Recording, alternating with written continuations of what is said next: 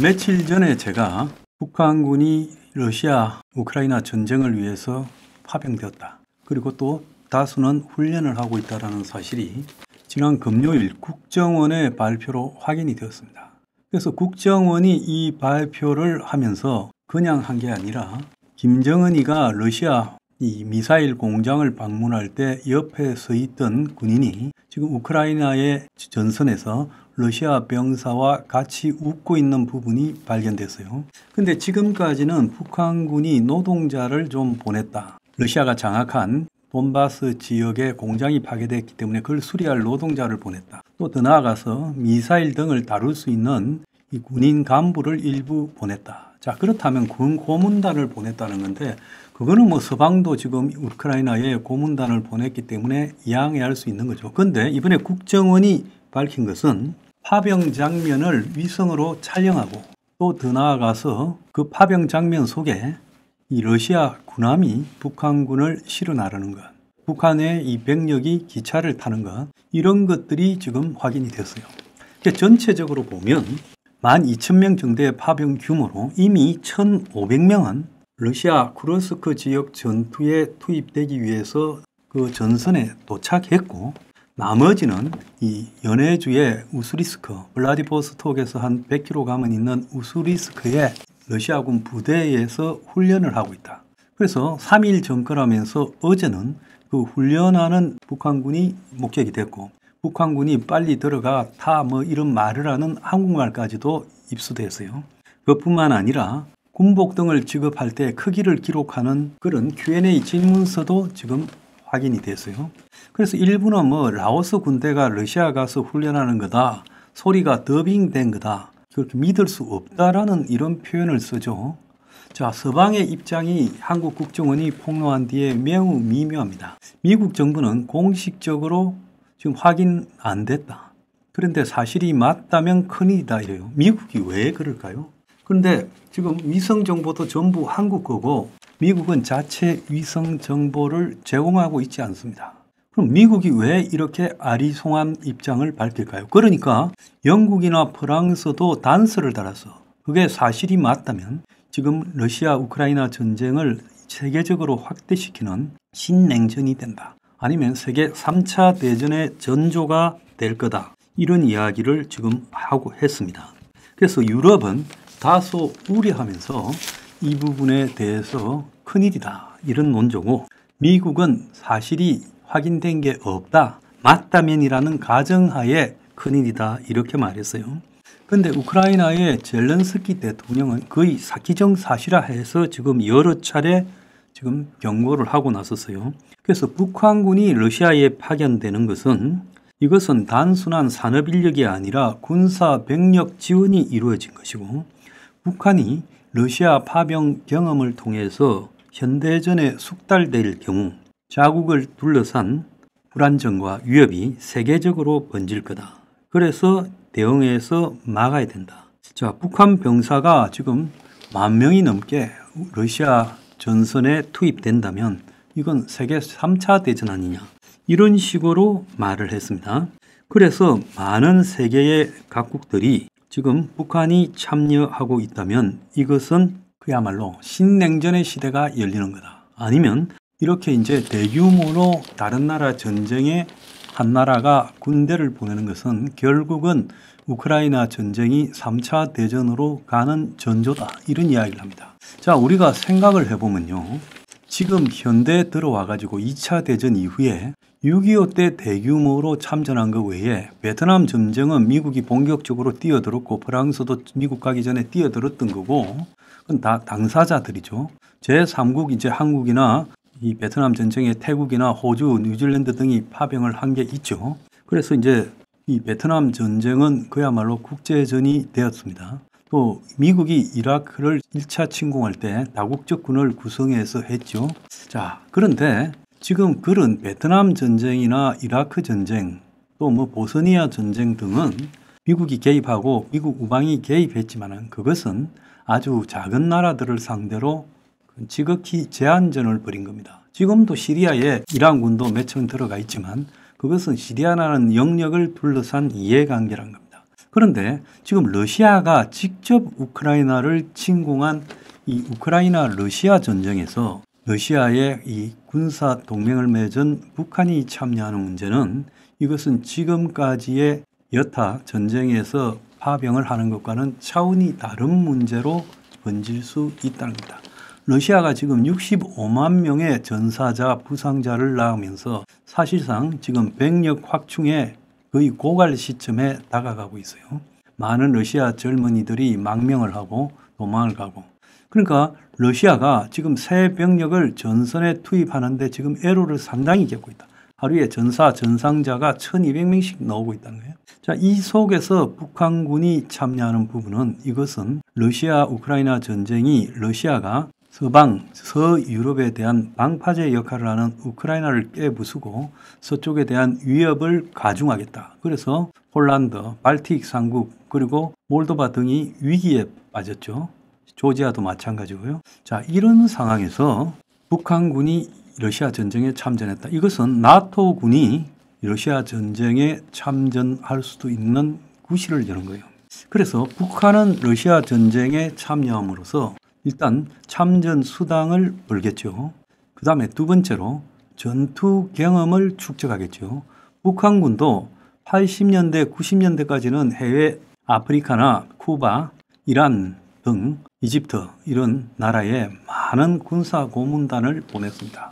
100수십 명씩 보냈죠. 그렇지만 북한군이 해외 전쟁에 본격적으로 참전한 것은 이번이 처음입니다. 그래서 북한군은 현대화된 전쟁, 즉 드론 전쟁이 벌어지고 있고 참호 전쟁, 그건 또 1차 세계대전처럼 되돌아간 참호 전쟁이 벌어지고 있는 속에서 현대의 이 과학기술과 더불어서 달라진 전쟁 환경을 북한군이 우크라이나 전쟁에서 습득해서 돌아오면 이것은 한국에 굉장히 큰 위협이 될 거다. 지금 그렇게 예측이 될 수 있죠.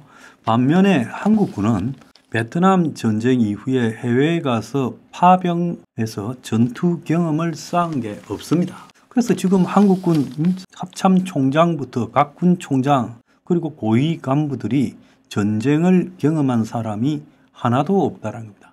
그러니까 전쟁이라는 것은 실제 가서 이 경험하는 것과 그냥 이 머릿속으로 생각하는 것하고는 차원이 다른 문제다라고 보여요.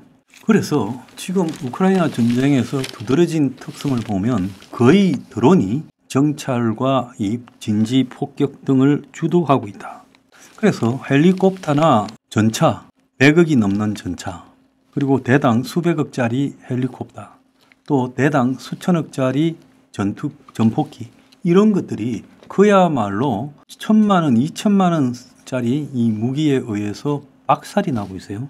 그러다 보니까 우크라이나 전쟁을 목격한 한국이 아파치 헬기를 36대 더 도입해서 공격용 헬기로 대전차용으로 운영하려다가 지상에서 지대공으로 쌓아 올리는 각종 미사일에 헬리콥터들이 지금 무덤이 되어버렸어요. 그래서 러시아군이 우크라이나 전선에서 300대 이상의 헬기를 잃었다는 거예요. 그래서 지금 이 러시아의 공격 헬기 가격이요, KA-52는 대당 200억이 넘는데 고작 이 병사가 어깨에 견착해서 쏘는 휴대용 대공 미사일에 줄줄이 격추되었다는 거예요. 그래서 헬기가 이제 공중 전차를 하고 대전차용으로 공격하는 것은 이제 시대가 끝나버렸다. 그래서 비싼 수백억짜리 헬기를 쓸 필요가 없다. 그래서 총 48대 1차로 36대를 도입하는 5천억 규모의 아파치 헬기 도입 사업이 지금 재검토, 중단될 부분이라는 거예요. 그래서 북한이 지금도 무인기나 드론 기술이 우리보다 뛰어나고 북한이 지금 오물폭탄을 남쪽으로 보내는 것도 결국 그 드론과 무인기와 유사한 부분을 나중에 전쟁에서 쓰려고 테스트하는 거라고 봅니다. 그런 문제가 있고요. 그래서 북한이 우크라이나 전선에서 바뀐 전쟁 환경을 습득한다.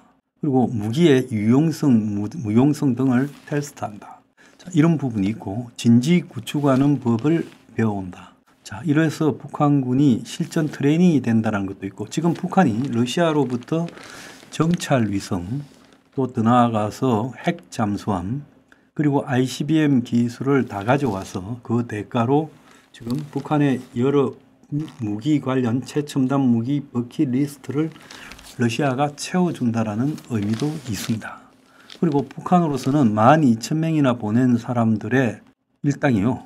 결국 북한 김정은 정권을 유지하는데 크게 도움이 될 거다. 지금 러시아 전선에 아마 용병들은 한 달에 한 400만 원, 500만 원 받을 겁니다. 12,000명을 합치면 그거 굉장히 큰 돈이죠. 북한으로서는요.